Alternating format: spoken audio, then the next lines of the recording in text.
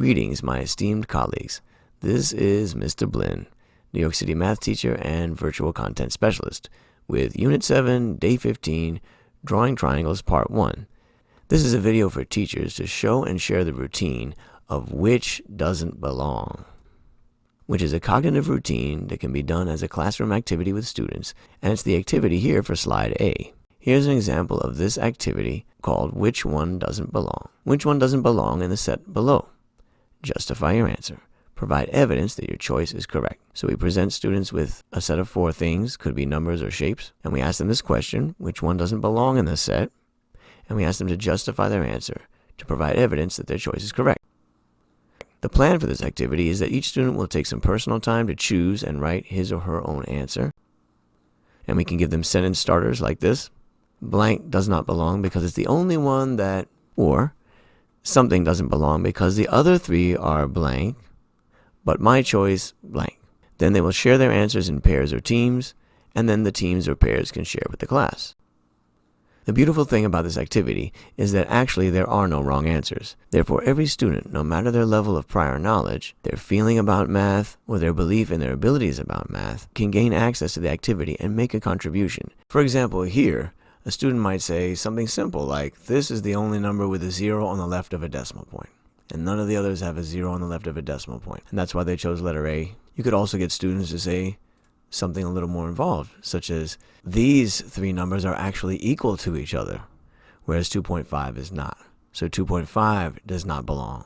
A student could say 2/5, choice B, is the only simplified fraction. And therefore, that's the category. This is a simplified fraction, the others are not. And that's why letter B doesn't belong. Another student could also say letter D does not belong because it's the only number that can be written as a mixed number. The rest of them are fractions less than 1. So there are no wrong answers, and it's interesting and fun to see what the students come up with. It's a great way for the teacher to assess the students' prior knowledge and for them to gain access and entry to the lesson. I have found when I do activities like this in my classroom that it is very important for me to take a step back and validate all answers, be they very simplistic or very advanced as far as math is concerned. There are as many ways of thinking about math problems as there are people on the planet, and the more we encourage students to share their ideas and feel confident as problem solvers, the better they will feel about math. They can lose their fears and phobias and begin to learn on a deeper level because they'll be more open to learning in general. This also makes the classroom have a lively feeling, a lot more fun, and more learning.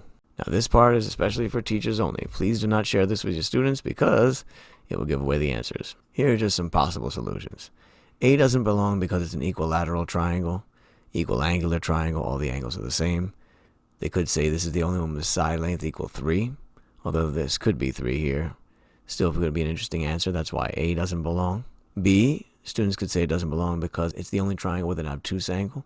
All the other triangles have acute angles or a right angle.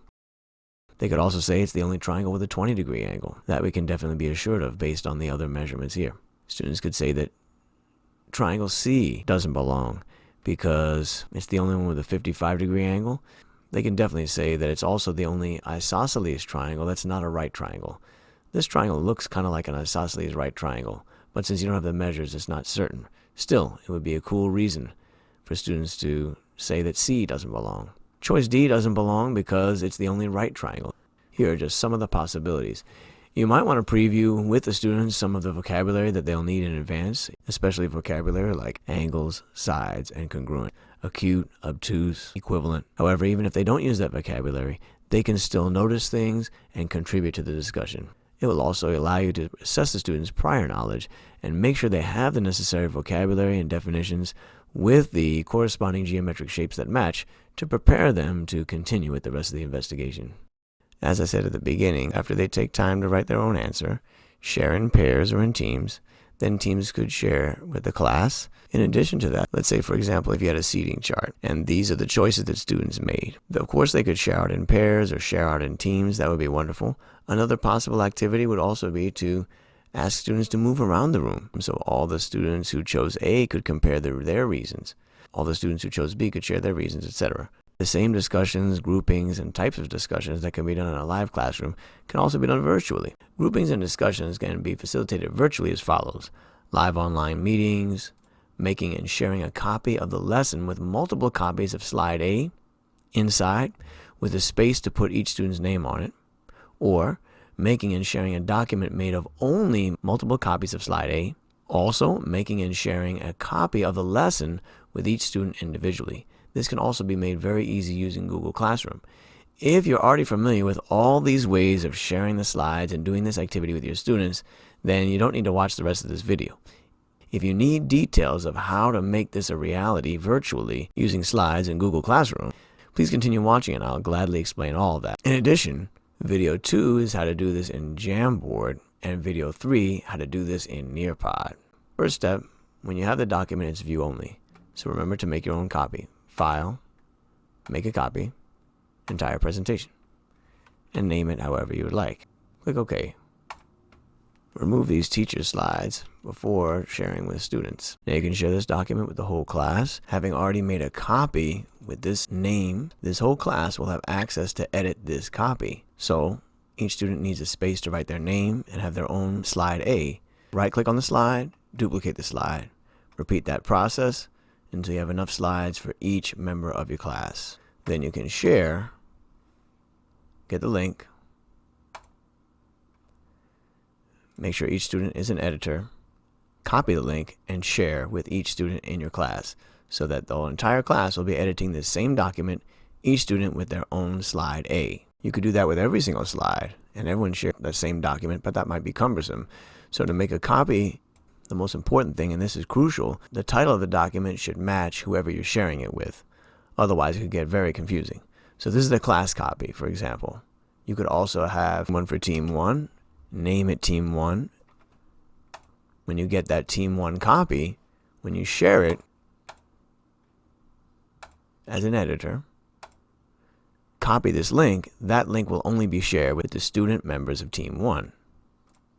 If you're not using Google Classroom and you're sharing slides this way, if you want each student to have their own copy, then you have to literally make a copy for each student. If this is student 1's copy that you're making, when you go to share it, click OK. Now when you share, it's important. Change. Make the student an editor. Copy the link. This link will only go to student 1. Once again, the title of the copy must match the person you're sharing it with. Very important. All these steps and ways of sharing can also be done if you only want to share just slide A, and that would be done this way. Select the slide, file, make a copy, selected slides, and name it slide A, and do the same processes we've used earlier. Now you have a copy of slide A. Team members can collaborate if you want to do that. Or if it's an individual slide, simply put name. And you'd have to make a copy for each student and copy the link for each student and share with that student individually. If you wanted to make it for a team, right-click on the slide, duplicate the slide. Now each team member in that team has a copy. This could also be a class copy where you make 30 slides. Each student puts their name. This one slide will be shared with the entire class, and everyone can give their answers for slide A for purposes of sharing and discussion. Final section, how this can be made easy using Google Classroom. If you don't need that, then stop the video here and you're ready to rock and roll. If you're using Google Classroom and you have an assignment like this one here, you would add from your Google Drive this Team 1 copy. If you make a copy for each student in the team, they'll have their own copy. If you'd like them to collaborate with each other, click Edit File so they can edit. Give them their own separate assignment. Make sure to name it Team 1 Assignment. Notice how I've already clicked on this button here, and there are only 4 students selected, just the students that are in Team 1. Then click Assign. You'll be able to click on each team and see the work of those particular students. This is an easy way to organize your class into teams, giving each team their own copy of the document, which is shared only with those students instantly. If you want to make this for individual work, this assignment is going to have a name on it and a number like this. Make a copy with this same name here, and it will be in your Google Drive. Add, Google Drive, Recent. Here, most recent copy is here. And click Insert. Now to share so that each student has their own copy, and for individual work, make a copy for each student, make sure all students are selected, and assign. I sincerely hope you and your students enjoy this activity, whether live or in person.